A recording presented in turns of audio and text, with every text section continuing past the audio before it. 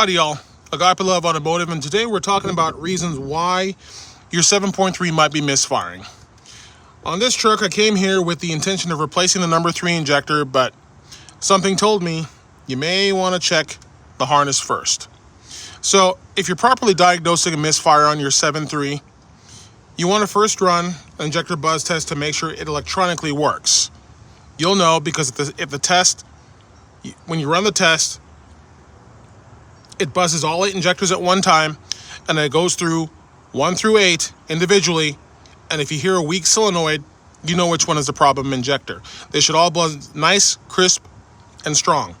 The next thing you want to do is run a cylinder contribution test, and that will tell you if each injector is contributing equally to the performance of the engine.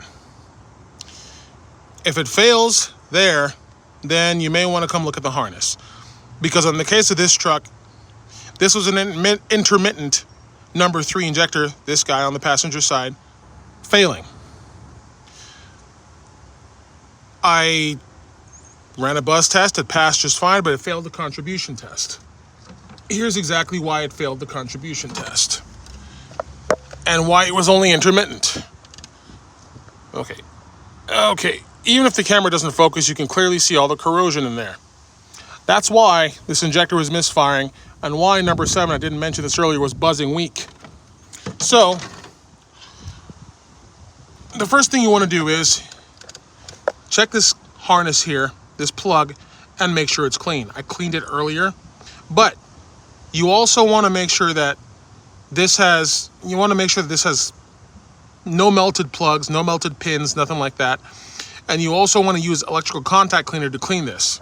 Now, here's a relatively new Velcro connector, or valve cover harness.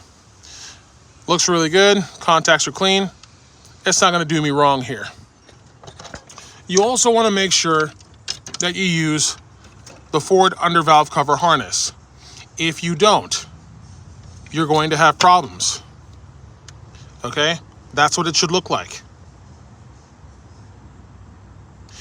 If you use the dormant valve cover harness, any injector builder, any reputable injector builder will tell you it's going to cause problems, because it does. I had them on this truck and nope, doesn't work. Ended up going with the OEM forward harness and valve cover gasket to begin with.